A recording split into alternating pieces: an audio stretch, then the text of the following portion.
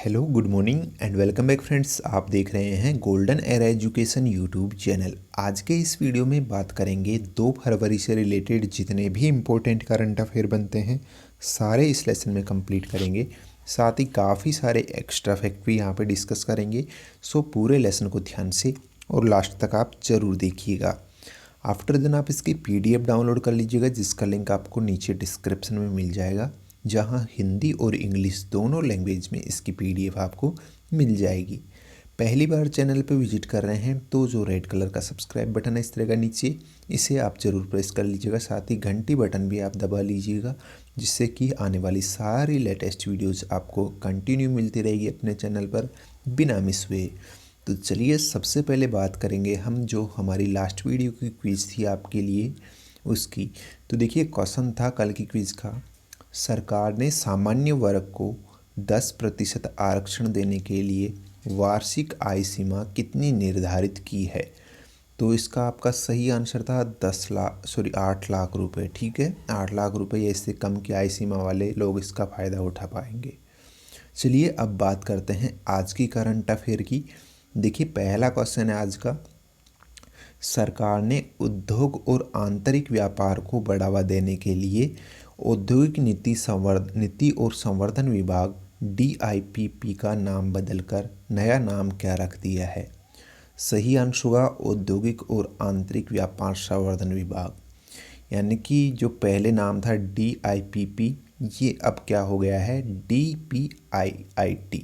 ठीक है, यानी पहले इसका नाम था जो फुल फॉर्म क्या था, department of industrial policy and promotion, यानी कि इसका पहले नाम था। और जो नया नाम है DPIIT, जिसका फुल फॉर्म मैं आपको बता रहा हूँ, department of promotion of industry and internal trade, इसका नया नाम है। ठीक है, इसका नाम बदलने का मकसद जैसा कि आपको यहाँ पे पता चल रहा है, जो आंतरिक व्यापार है, उद्योग और आंतरिक व्यापार, इसको बढ़ावा देने के लिए ही इसका नाम चेंज किया गया है। ठीक है, चलिए नेक्स्ट क्वेश्चन देख लेते हैं।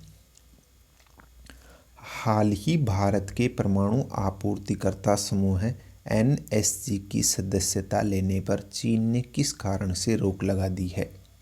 सही आंसर होगा भारत ने परमाणु अप्रसार संधि पर हस्ताक्षर नहीं किए थे, इसलिए ये यहाँ पे रोक लगाई गई है। देखिए काफ़ी अच्छा टॉपिक है, थोड़ा सा इसके बारे में हम डिटेल्स में जान लेते हैं। तो सबसे पहले तो हम यहाँ पे बात कर लेते हैं परमाणु आपूर्तिकर्ता समूह क्या है, यानी कि NSG क्या है और क्यों भारत इसकी सदस्यता ग्रहण करना चाह रहा है। तो देखिए जो NSG है ये 8 देशों का एक समूह है। ठीक है, और इसका गठन किया गया था 1975 में।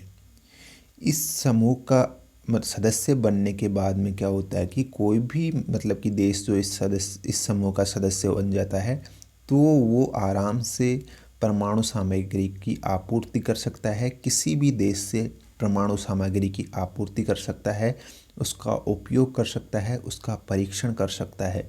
यही इस NSG की सदस्यता ग्रहण करने का मेन बेनिफिट है। ठीक है, इसीलिए भारत इसकी सदस्यता ग्रहण करना चाह रहा था, लेकिन चीन ने इस पर रोक लगा दी है। बोला है कि आपने परमाणु अप्रसार संधि पर हस्ताक्षर नहीं किए हैं, इसलिए आप इसकी सदस्यता नहीं ग्रहण कर सकते।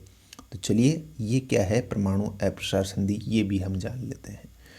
देखिए परमाणु अप्रसार संधि है, ये कोई भी देश इस संधि पर अगर हस्ताक्षर करता है तो उसके बाद वो एक लिमिट में बन जाता है, यानी कि एक बाउंडेशन लग जाती है उस देश पर कि जितने भी जो परमाणु डील वगैरह होती है, परमाणु परीक्षण होता है, वो सारी एक लिमिट में उसको करनी पड़ती है। ठीक है, इस संधि पर हस्ताक्षर करने के बाद में। तो यही इन दोनों का मकसद है। आई होप ये सारी चीज़ें आपको क्लियर हो गई होगी।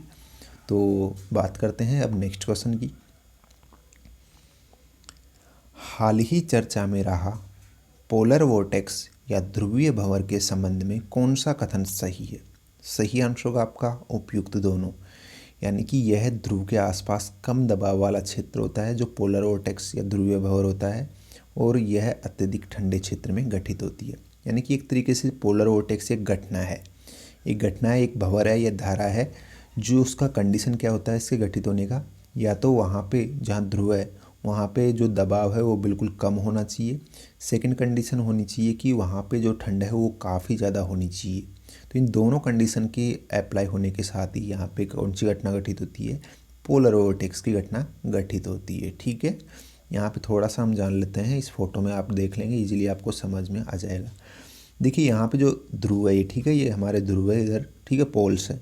यहाँ पे आप देख सकते हो जो दबाव है वो काफ़ी ज़्यादा कम है यहाँ पे, ठीक है। और साथ ही यहाँ पे दबाव कम होने के साथ ही जो यहाँ की जो ठंड है वो भी काफ़ी ज़्यादा कम है। तो इससे क्या होगा कि यहाँ पे भंवर धाराएं उत्पन्न होगी, ठीक है। जिससे क्या होगा, इस तरीके से ये भंवर, ये जो है धाराएं, ये बनेगा इस तरीके से, और इसी को नाम दिया गया है ध्रुवीय भंवर या पोलर वोर्टेक्स। इससे नुकसान क्या है, देखिए ये काफ़ी ज़्यादा एक ठंडा हो जाती है, यहाँ पे लगभग -50 डिग्री तक यहाँ पे टेम्परेचर पहुँच जाता है, जिससे वहाँ पे निवासियों की जो है मौत हो जाती है। ठीक है, अभी रिसेंटली लेटेस्ट अपडेट की मैं बात करूँ तो ये घटना घटित हुई है जो अमेरिका है, ठीक है, वहाँ पे ये घटित हुई है घटना, जिससे कि काफ़ी लोगों की वहाँ पे मृत्यु हुई है। वहाँ का टेम्परेचर -50 डिग्री तक पहुँच गया है। ठीक है, तो यही इस ध्रुवीय भंवर का अर्थ है। ठीक है, नेक्स्ट क्वेश्चन देखते हैं। हाल ही भारतीय रिजर्व बैंक आरबीआई ने कौन से 3 सार्वजनिक क्षेत्र के बैंकों को त्वरित सुधारात्मक कार्यवाही पीसीए से मुक्त कर दिया है?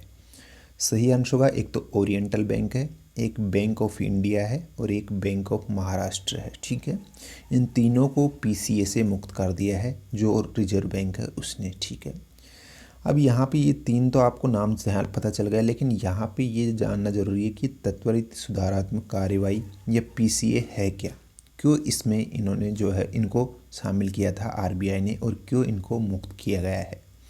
तो देखिए जो पीसीए होता है एक तरीके से एक कैटेगरी होती है, ये श्रेणी होती है जो रिजर्व बैंक ने गठित की है, और इसके अंदर उन बैंकों को शामिल किया जाता है जिनकी वित्तीय स्थिति काफ़ी कमज़ोर होती है, उनको इस श्रेणी में शामिल किया जाता है। फिर क्या करता है रिजर्व बैंक, उन बैंकों पर निगरानी रखता है, उनकी वित्तीय जो कमजोरी होती है उस पर स्थिति पर नज़र रखता है, और जिस टाइम पे उनकी जो वित्तीय स्थिति है वो सही हो जाती है, आर्थिक स्थिति सही हो जाती है, तो उनको फिर रिजर्व बैंक इस श्रेणी से बाहर कर देता है। तो यही इस पीसीए का मतलब है। ठीक है, नेक्स्ट क्वेश्चन देख लेते हैं। हाल ही खबरों में रही P75I परियोजना निम्न में से किससे संबंधित है? सही आंसर होगा पनडुब्बी निर्माण से संबंधित। ये एक परियोजना है, ठीक है, भारत सरकार की, जिसका मतलब उद्देश्य है पनडुब्बी निर्माण से। और इस परियोजना की लेटेस्ट की मैं बात करता हूँ तो इसके तहत हाल ही सरकार ने 6 नई पनडुब्बियों के निर्माण को मंजूरी दी है। ठीक है, तो ये आप ध्यान रख लीजिएगा। नेक्स्ट क्वेश्चन देखते हैं। राजस्थान सरकार ने 1 मार्च से युवाओं को बेरोजगारी भत्ता देने की घोषणा की है। इसके लिए क्या योग्यता रखी गई है? आंसर होगा उपयुक्त सभी, यानी कि उसकी जो वार्षिक आय वो कितनी होनी चाहिए, कम से कम 2 लाख रुपए होनी चाहिए, 2 लाख या इससे कम होनी चाहिए, मतलब पारिवारिक आय। उसके बाद में दूसरा जो क्वालिफिकेशन है वो है उसकी जो मान्यता प्राप्त कोई भी विश्वविद्यालय से स्नातक होना चाहिए और राजस्थान का निवासी होनी चाहिए। ये कुछ मेन कंडीशंस यहाँ पे है इस बेरोजगारी भत्ता पाने के लिए। ठीक है, यहाँ पे जो भत्ता की जो राशि है वो मैं आपको बता देता हूँ। जो छात्रा होंगी यानी कि जो लड़कियाँ होंगी उनके लिए 3500 रुपये पर मंथ बेरोजगारी भत्ता दिया जाएगा, और जो विद्यार्थी मतलब जो छात्र होंगे बॉयज़, ठीक है, उनके लिए 3000 रुपये प्रति माह बेरोजगारी भत्ता दिया जाएगा। तो ये यहाँ पे आप ध्यान रख लीजिए। नेक्स्ट यहाँ पे देखिए क्वेश्चन अपना, यूनेस्को ने किस वर्ष को अंतर्राष्ट्रीय रसायन आवर्त सारणी वर्ष के रूप में मनाने की घोषणा की है? सही आंसर होगा आपका 2019 को। देखिए हाल ही में आवर्त सारणी के टोटल 150 वर्ष पूरे हो गए हैं, यानी कि आज से 150 साल पहले 1969 में पहली बार मेंडलीव द्वारा आवर्त सारणी प्रकाशित की गई थी। ठीक है, ये आप ध्यान रख लीजिएगा। नेक्स्ट यहाँ पे देखिए क्वेश्चन अपना, वित्त मंत्री पीयूष गोयल ने अंतरिम बजट 2019 में फार्म सपोर्ट योजना की घोषणा की है। इसके लाभ प्राप्तकर्ता कौन होंगे, यानी कि ये जो फार्म सपोर्ट योजना है इससे किसको लाभ मिलेगा। तो देखिए आपका सही आंसर होगा जो 2 एकड़ से कम भूमि वाले किसान होंगे, यानी कि जिनके पास जो ज़मीन है वो 2 एकड़ से कम होगी, तो उन्हीं के लिए ये योजना शुरू की गई है। ये आप ध्यान रख लीजिएगा। देखिए यहाँ पे जो अंतरिम बजट अभी रिसेंटली 1 फरवरी को जो घोषित किया गया है, और इस पर एक अलग से मैं वीडियो बना रहा हूँ आपके लिए, तो उसमें जितने भी जो इम्पोर्टेंट पॉइंट है वो आपको मिल जाएंगे, तो वो भी आप देख लीजिएगा। ठीक है, अंतरिम बजट जो अभी पेश किया गया है अरुण वित्त मंत्री के द्वारा। ठीक है, चलिए पीयूष गोयल के द्वारा पेश किया गया था। ठीक है, ये आप ध्यान रख लीजिएगा। नेक्स्ट यहाँ पे देखिए, अब बात करते हैं, अगला क्वेश्चन है अपना,